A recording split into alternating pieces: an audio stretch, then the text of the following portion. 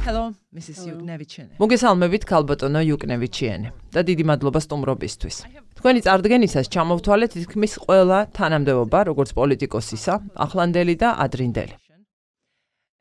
დარწმუნებული ვარ, ბევრმა არ იცის, რომ თქვენ ექიმი იყავით. ეს იყო დიდი ხნის წინ, როცა 30 წლისამ შეაბიჯეთ ამ ძალიან რთულ პოლიტიკურ ცხოვრებაში. When you entered this very complicated and tough sphere of political life. So, განზრახული გქონდათ დაბრუნებოდით ადრინდელ ექიმის საქმიანობას, თუმცა ეს არ გააკეთეთ. ნანობთ დღეს იმდროინდელ გადაწყვეტილებას. ეს მოხდა 1980-იანების ბოლოს. No, of course not. ცხადი არა, უფრო ვამაყობ. არ ვიცი, არ მესმის ქართული, თუმცა ჩემი წარდგენისას ყველაზე მეტად ვამაყობ ხოლმე ერთი ტიტულით ჩემი პოლიტიკური ცხოვრებიდან. მე ვარ ლიეტუვის დამოუკიდებლობის აქტზე ხელმომწერი. ზუსტად ეგ გამოვტოვე და მინდოდა ცალკე მეკითხა. დიახ, და ეგ ყველაზე მნიშვნელოვანია. სხვაც მნიშვნელოვანი იყო, მაგრამ უფრო ჩვეულებრივი პოლიტიკური ცხოვრების შემადგენლად ვთვლი.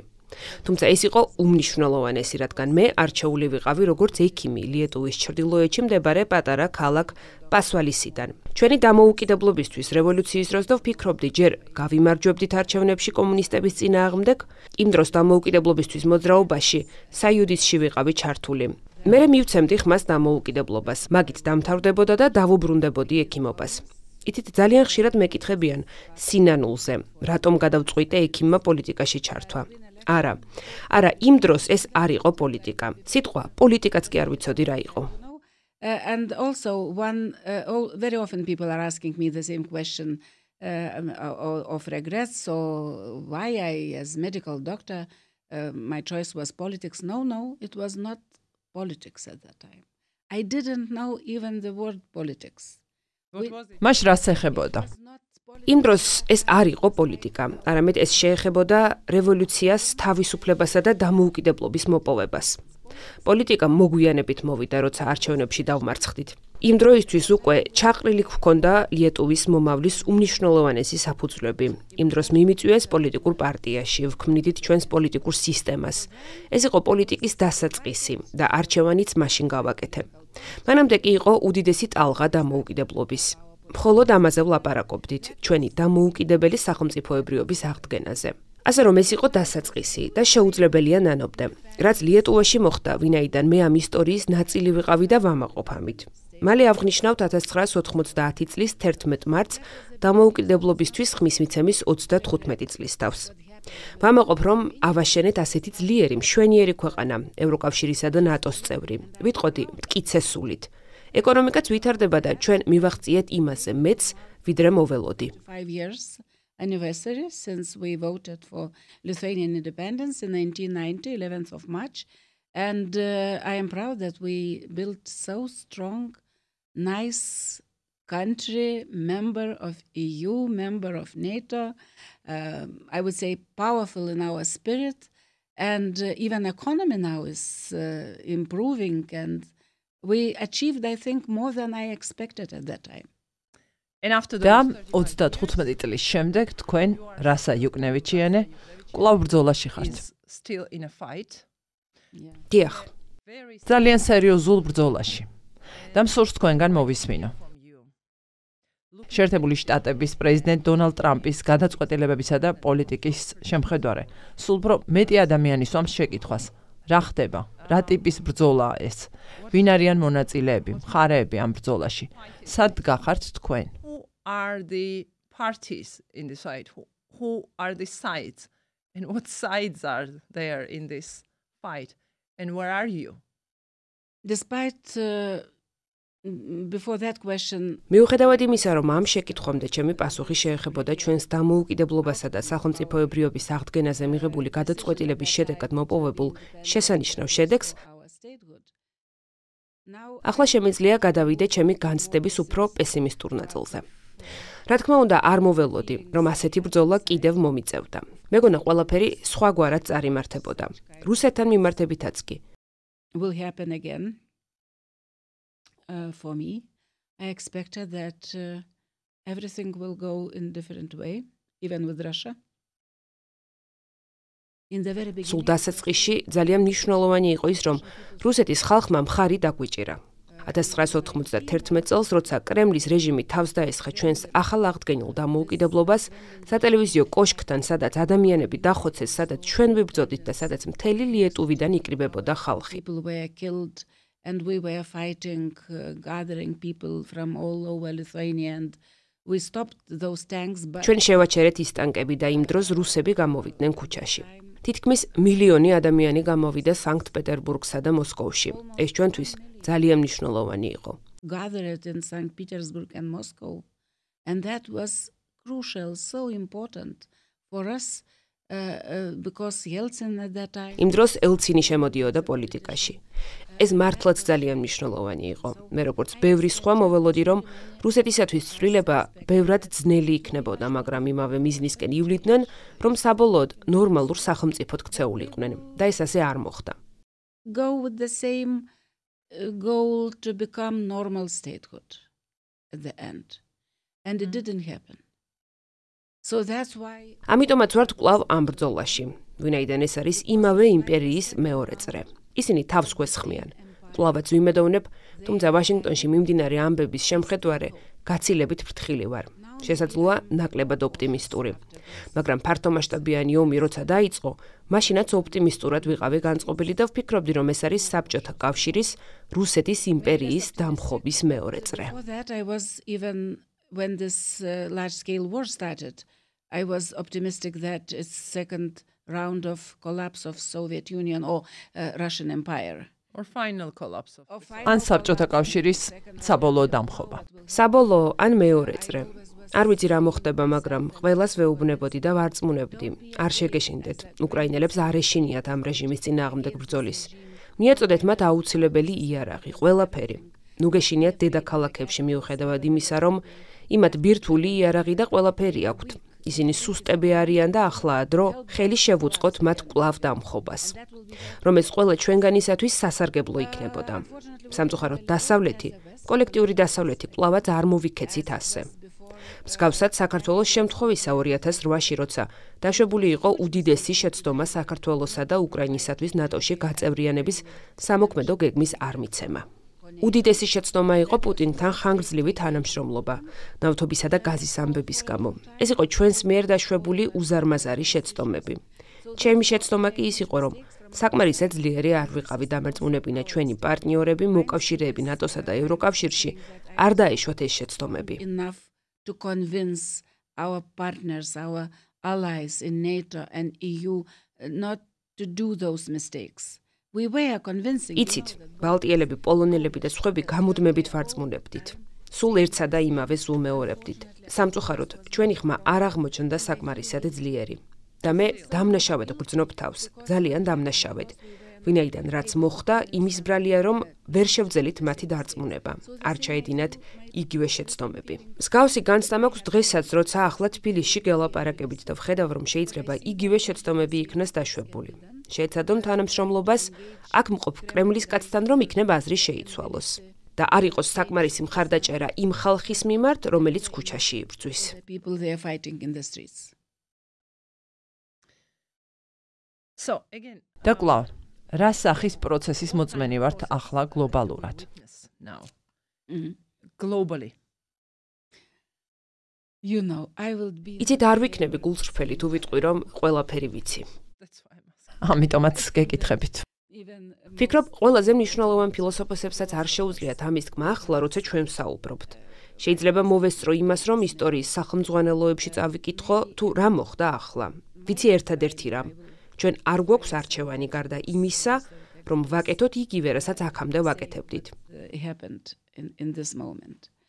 I know only one thing, that we don't have as a choice Europeans in European Union and here Georgians just to do the same what we were doing until now. I will quote ვინსტონ ჩერჩილის ციტატას მოვიყვან. შეინარჩუნეს სიმშვიდე და განაგრძეს სვლა. როგორც ის ამბობდა 1939 წელს, როცა მეორე მსოფლიო ომი დაიწყო. In 1939, when the World War II started. შეინარჩუნეს სიმშვიდე და განაგრძეს სვლა. ვფიქრობ, ეს არის გაკეთებაც და თქმაც დღეს შეგვიძლია. ვინაიდან თუ კი შევეცდებით ამა თუ იმ არჩევანის გამონახვას რაღაც პრაგმატული გზისა, ეს იქნება დიდი შეცდომა. ჩემი აზრით, საუკეთესო იქნება უბრალოდ გვჯეროდეს იმისა, რისიც აქამდე გვჯეროდა და ვიმოქმედოთ. სხვა არჩევანი განსაკუთრებით ბალტიის ქვეყნებისათვის არ არსებობს. რა თქმა უნდა, არის განსხვავებული ტაქტიკები. არ ვიცი, რამდენად შეინარჩუნებს ძლიერებას ნატო ამერიკის შეერთებულ შტატებთან ერთად თუ შეერთებული შტატების გარეშე. ეს ძალიან მნიშვნელოვანია, მაგრამ მეორე მხრივ, ევროკავშირში უნდა გავაკეთოთ ის, რაც ჩვენი გასაკეთებელია. თუ უკვე გვიანი არ არის. Very important, but on the hand, we have to do in European Union what we have to do, if not late. What kind of choice do you რა არჩევანი აქვს საქართველოსნაირ ქვეყანას? ჩემთვის საქართველო გავს გლობალური პროცესების პატარა სარკეს. შესაძლოა დიდი სარკის პატარა ნატეხსაც. of the global processes? Maybe small piece of the big mirror. How როგორ აღიქვამთ საქართველოში არსებულ რეალობას? პროცესების ჩათვლით იქნება ეს პროტესტი ქართული ოცნების ხელისუფლების მიერ საკუთარი გეგმისა თუ დღის წესრიგის მიყოლა? being its Georgian dream authorities pursuing their plan or whatever their agenda, and mostly Georgian and also our viewers, I'm sure mostly here. საქართველოში ყველაზე ხშირად თქვენზე ქართული ოცნების ლიდერების განცხადებები ესმით. თქვენ ასევე შეიძლება გიწოდოთ ქალბატონი დეოლიგარქიზაცია ან დებიდინიზაცია. დიახ, ახლა როგორ ადვილად გამოთქვამთ. არ ვარ დარწმუნებული, ეს დიდად დაგვეხმაროს და მაინც. რა არჩევანი აქვს საქართველოსნაირ ქვეყანას? Country like Georgia. I mean the same. იგივე, რაც ყველას ჩვენ ბალტიელებს, lietuvელებს. ყველა ჩვენგანი შექმნილი ვითარების პატარა სარკეები ვართ განსაკუთრებით მსოფლიოს ამ ნაწილში, ვინაიდან ეს ბრძოლა, იქნება ეს უკრაინაში, მოლდოვაში თუ საქართველოში, ყველგან ერთია. ერთი და იგივე ფასეულობებისთვის და ერთი და იმავე იმპერიის წინააღმდეგ. ასე რომ ჩვენ, ბალტიის ქვეყნები, ლიეტუვა, დიდწილად ამ პროცესში ვართ. Fight against the same empire. So we are in as Baltic countries, as Lithuania, very much in this process, and really you are heroes. თქვენ ნამდვილი გმირები ხართ. ქუჩებში გამოსული ადამიანები გმირები არიან ასევე, როგორც უკრაინელები, რომლებიც ამ ბრძოლაში არიან. გაცილებით რთულია თქვენს კითხვაზე პასუხის გაცემა. მეც კი არ შემეძლო მეწინასწარმეტყველა, რომ ამერიკის შეერთებული შტატები რუსეთსა და ჩრდილოეთ კორეასთან ერთად მისცემდა ხმას გაეროს გენერალურ ასამბლეაზე. In UN security, not security, but General Assembly. Yes, in United Nations. Who could predict that? ვის შეეძლო ამის წინასწარმეტყველება? ან კი ახლა, 2 დღის შემდეგ, როგორ უნდა შევაფასოთ ეს? რა შედეგი მოჰყვება ამას? ამის მიუხედავად ეს ბრძოლა გადამწყვეტია ჩვენთვის. რაც შეეხება საქართველოს, ის კი იმავე ბრძოლაშია, მაგრამ განსაკუთრებულ შემთხვევას წარმოადგენს, ვინაიდან პუტინმა და კრემლმა მოახერხეს აქ ის, რასაც მსგავსი პროცესებით ცდილობდნენ უკრაინასა და მოლდოვაშიც, რომ მათ მიერ მხარდაჭერილი ოლიგარქიზაციით დაეპყროთ ქვეყნების შიგნიდან, გასროლისა და ომების გარეშე. ზოგიერთი ამას რბილ ძალას უწოდებს, მაგრამ ეს უფრო მეტნაკლებად მშვიდობიანი, თუმცა ჭუჭყიანი ძალაა. Oligarchization supported by Kremlin was like Kremlin's attempts to take those countries from inside. Without any shot, without the wars, like somebody say soft power, but that was more like dirty power, but more or less peaceful power. So Yanukovych ანუ იანუკოვიჩისა და მოლდოვის კორუმპირებული რეჟიმებით სცადეს ეს. ჩემს ქვეყანაშიც სცადეს და ყველგან ცდილობდნენ გამოეყენებინათ არჩევნები გაზით, ნავთობით, პოლიტიკოსების გავლით ბინძური ფულით, რომ ხელში ჩაეგდოთ ძალაუფლება და უმნიშვნელოვანეს თანამდებობებზე კრემლის მიმართ კეთილგანწყობილი ხალხი დაესვათ. ასე რომ იგივე მოხდა აქ 2012-ში და ეს ქართული გამოცდილება ყველაზე წარმატებული აღმოჩნდა კრემლისთვის. Kremlin-friendly people. So the same happened here in 2012, and this Georgian experience was most successful for Kremlin. Why do როგორ ფიქრობთ, რატომ? ვინაიდან ახლა კრემლი არის ქვეყნის შიგნით. ძალიან გახსნილად და გულწრფელად ვიტყვი, დროა ძალიან ღიად საუბრის იმაზე, რა მოხდა საქართველოში. What happened with Georgia? Is this ეს ბიძინიზაცია ძალიან ქართული, როგორ თქვა, ბრენდი თუ სახელწოდებაა, მაგრამ არსი იგივეა, რაც შეიძლებოდა ყოფილიყო იანუკოვიჩის ან კრემლთან დაკავშირებული სხვა კორუმპირებული თუ ძალიან მდიდარი ადამიანების შემთხვევაში, ქვეყნის მიტაცებით. პუტინისავე მეთოდების გამოყენებით. მანაცხომ რუსეთის სახელმწიფო მიიტაცა დიქტატურით. მსგავსი მცდელობები იყო აქ და ისინი წარმატებული გამოდგა. ახლა მოლდოვა და საქართველო რომ შევადაროთ, მოლდოვაში სრულიად ნათელი მცდელობები იყო არჩევნების ნაღდი ფულით და ყველაფრით ყიდვის. ყველა დამკვირვებელს შეეძლო ამის დანახვა, რომ ეს არასწორი იყო და რომ ეს იყო ზეგავლენა გარედან. აქ ყველა ეს მეთოდი შიგნიდან გამოიყენება. გულისხმობ მედიას, სასამართლოებს, მართლმსაჯულებას, ყველაფერი მიტაცებულია. ამიტომ ადვილია არათავისუფალი და არასამართლიანი არჩევნების ჩატარება, მაგრამ ზოგჯერ ძალიან ძნელია დამკვირვებლებისთვის თქვან, რომ რაღაც არასწორი ხდება, რომ გაყალბება, ვინაიდან ყველაფერი შიგნიდან ხდება. Influence from outside. But here, all those methods are used from inside. I mean, media, courts, all justice, everything is captured. So it's easy to conduct not free and fair elections, but it's sometimes very difficult for observers to say that it's something wrong, it's rigged, because everything is going from inside. თუმცა EUTA ODIHR-ის ანგარიშში საკმარისად არის ამოცნობილი პრობლემები და გაყალბება. Rigging facts and the OSCE ODIHR reports. Also, სხვა ანგარიშებშიც ევროპარლამენტისაშიც იყო. იმის თქმა არ მინდა რომ დარღვევები არ აღწერილა. რა თქმა უნდა არჩევნები გაყალბდა, თუმცა ცოტათი სხვაგვარად ვიდრე ისე, როცა გარედან ჩარევა ძალიან მკაფი იყო. different way than it is when outside influence is so clear. Does ხომ არ გაგონებთ საქართველოში შექმნილი ვითარება რომელიმე ეპიზოდს ლიეტუვის ისტორიიდან? situations in Lithuania's history? Yes. დიახ, თუმცა არ ვიცი როგორ უპასუხო ამ შეკითხვას ისტორიის კუთხით. რამე ისეთს, რაც შესაძლოა გადალახეთ და ყველაფერი ცოტათი გვიან მოდის. რატომ? ვფიქრობ, მაქვს ამაზე პასუხი. I think I have answer. You know, we were ჩვენ საბჭოთა ოკუპაციაში ვიმყოფებოდით ერთი თაობით ნაკლები ხნით. ვინაიდან ჩვენ მოვახერხეთ ჩვენი დამოუკიდებლობის აღდგენა 1918 წელს. ჩვენ მაშინ შევძელით გვებრძოლა და დაგვეცვა აღდგენილი სახელმწიფოებრიობა და გვყავდა თავისუფლებაში დაბადებული ერთი თაობა 1940 წლამდე. მაგრამ ისეთმა ქვეყნებმა, როგორიცაა ბელარუსი, უკრაინა, საქართველო, კავკასიის ქვეყნები, ვერ შეძლეს ეს. დამარცხდნენ. ბოლშევიკებმა გაიმარჯვეს. იცით ისტორია. ახლახან აღნიშნეთ წლისთავი ბოლშევიკების მიერ დაპყრობის. ეს იყო გადამწყვეტი ისტორიული მომენტი და ამიტომაც არის ახლა ამ ქვეყნებისათვის უფრო ძნელი დარჩნენ იმავე ხაზზე, რომელზეც ჩვენ, ბალტიის სამი სახელმწიფო ვართ. countries like Belarus, like Ukraine, Georgia, Caucasus countries, they were not able. They were lost and Bolsheviks prevailed. You know the history. Recently, anniversary was when Bolsheviks took over here, and that was, I think, crucial historical moment, and that why is more difficult now for those countries to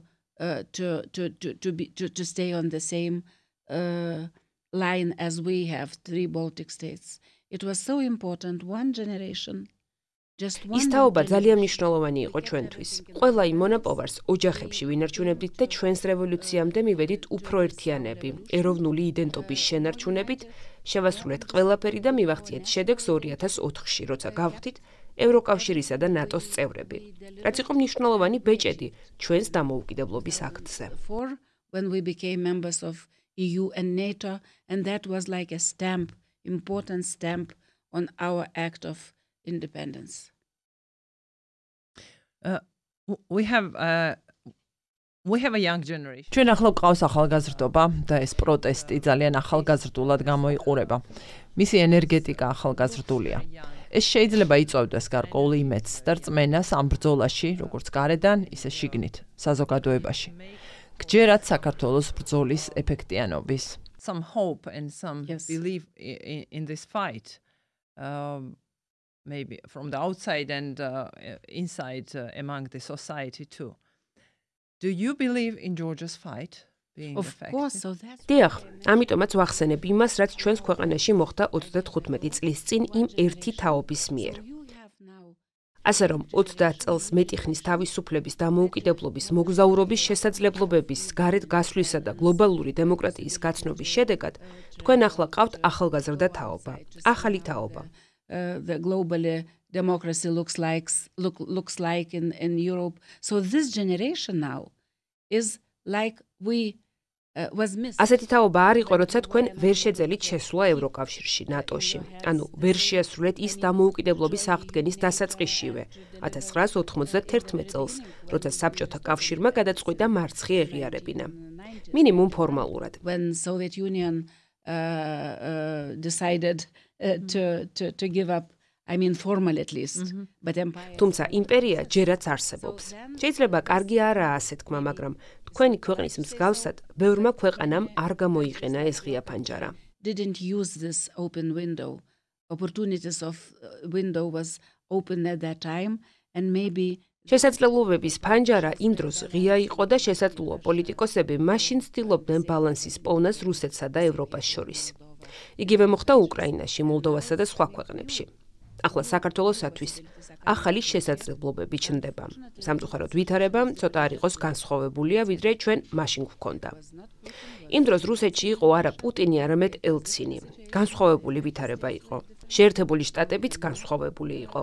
ახლა ვითარება კიდევ უფრო იცვლება, მაგრამ ამის მიუხედავად და თქვენს მთავრობას იმ დროს სხვა მიზნები ჰქონდა. ჩვენს მთავრობას.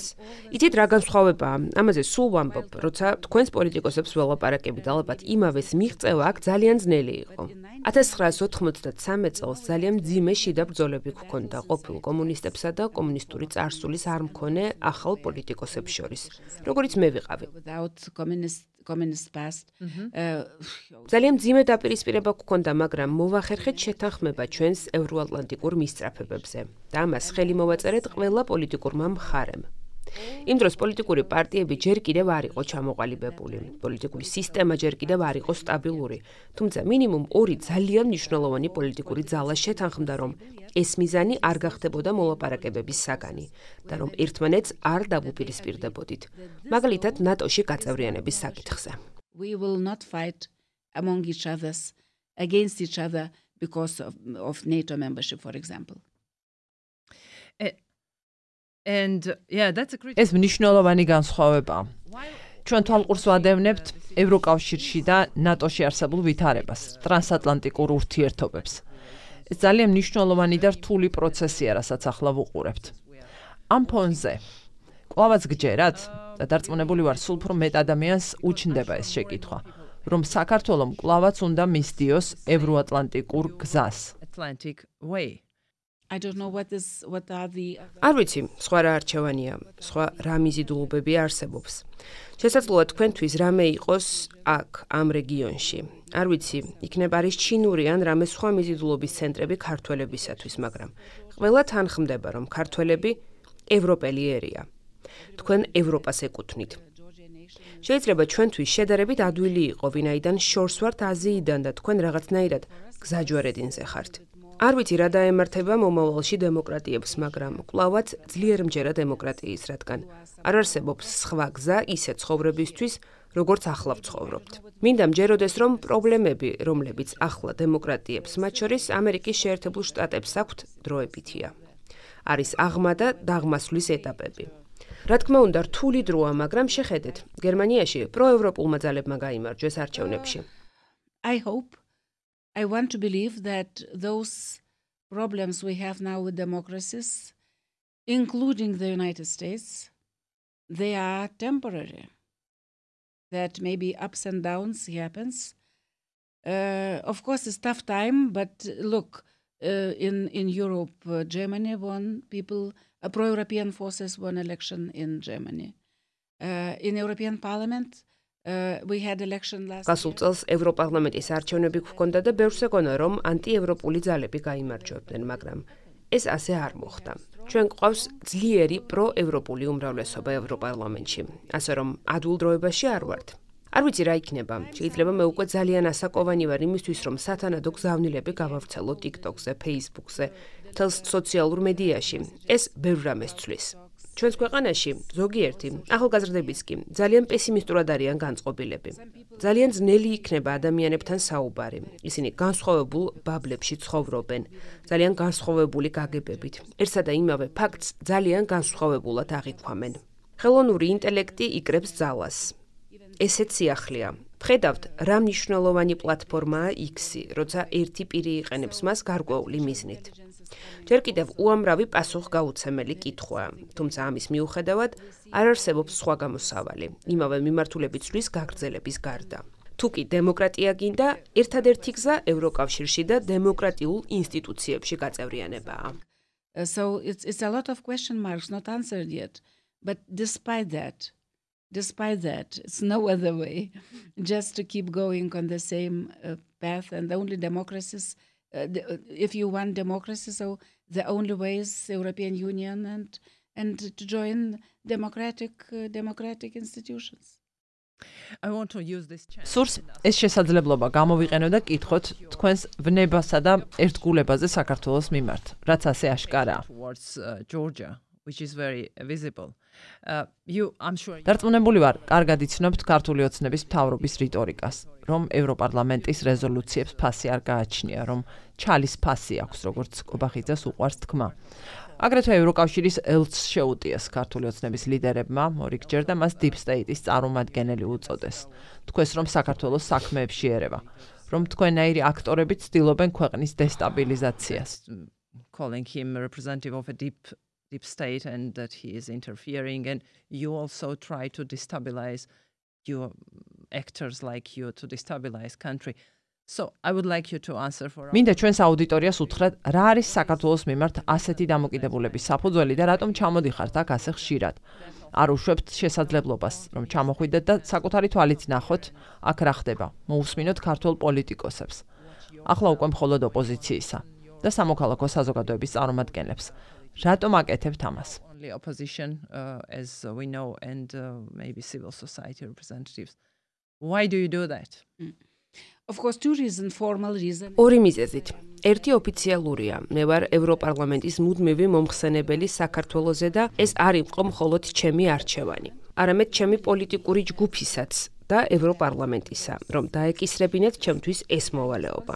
მე პასუხისმგებელი პირი ვარ ამაზე და უნდა შევასრულო ჩემი მოვალეობა და საქმე მაქსიმალურად კარგად. And the best I can. მეორე მხრივ, შემთხვევითი არ იყო, რომ ეს მე და მე ვალ, რადგან საქართველოს ჩემს პრიორიტეტებს შორის იყო, ვინაიდან მტკიცედ მწამს, რომ ეს ჩვენს ინტერესებშიც არის. ეს მხოლოდ საქართველოს არ ეხება. ეს ჩემი როგორც ლიეტუველის, ევროპელის ძალიან პრაგმატული ინტერესია, ვინაიდან მე მჯერა ძლიერი ევროპის, ძლიერი ევროკავშირის და თუ კი ჩვენ კვლავ დავტოვებთ იმ ნაცრისფერ ზონებს, უსაფრთხოებისგან დაცლილ ზონებს, ეს კვლავ იქნება დიდი პრობლემა ჩვენი უსაფრთხოებისთვის. Because I believe in strong European Union, and if we will leave again those grey zones, empty security zones around, again it will be a big problem for our security ourselves. ანუ აღარ არის ნაცრისფერი ზონების დრო. სამწუხაროდ ისინი კვლავ არსებობს. Still we have them. And ვიგულისხმე მომავალში. მომავალში დიახ. ამიტომაც არის ეს ბრძოლა ძალიან მნიშვნელოვანი ჩემთვის და ვფიქრობ, ერთ-ერთი მიზეზი, რატომაც პუტინმა დაიწყო ეს ფართო მასშტაბიანი ომი უკრაინაში, იყო სწორედ ყველა ის დაშვებული შეცდომა. ბევრ პოლიტიკოსს ევროკავშირში და არა მარტო იქ არ ესმოდა, რომ ნაცრისფერი ზონები წაახალისებდა პუტინს ასეთი ომების დასაწყებად. იქნებოდა ეს 2008-ში საქართველოს წინააღმდეგ თუ 2014-ში ყირიმის ანექსია. მხოლოდ იმიტომ გააკეთა ეს, რომ სჯეროდა, ეს იყო მისი შანსი მიეტაცებინა. ის ოპორტუნისტი, დიქტატორი პოლიტიკოსია და ჩვენ მას მივეცით ამის შესაძლებლობა.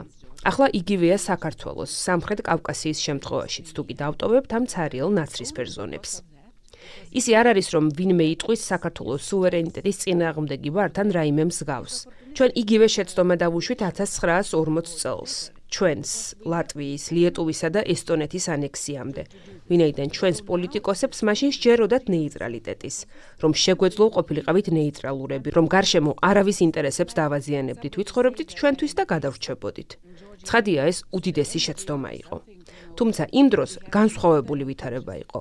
ახლა ყურადღებით ვუსმენ, რასაც ქართული ოცნების პოლიტიკოსები ამბობენ. ისინი იმავე სუვერენიტეტის ბანკოს ათამაშებენ, რომ არ არიან პრორუსები, რომ არავის მხარეს არიან და არიან პროქართველები.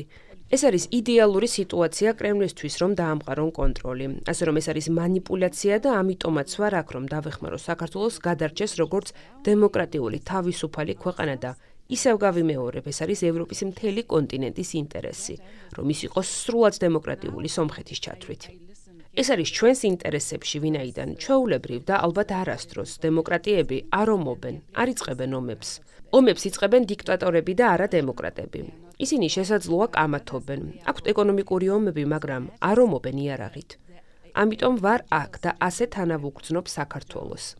შესაძლოა იმიტომაც, რომ საბჭოთა კავშირის დროიდან ერთად ვიყავით, როცა ჩვენს კალათბურთელებს ქართველები გულშემატკივრობდნენ და ჩვენ ყოველთვის გულშემატკივრობდით ქართველებს, როცა ისინი თამაშობდნენ, განსაკუთრებით სამხედრო კლუბ CSKA-ს წინააღმდეგ. ძალიან კარგად მახსოვს. ბავშვობიდან მახსოვს იმერებს შორის ურთიერთთანადგომა, რომლებიც იყვნენ დაჩაგრულები და იყვნენ მოსკოვის კოლონიური იმპერიალისტური ძალაუფლების ქვეშ.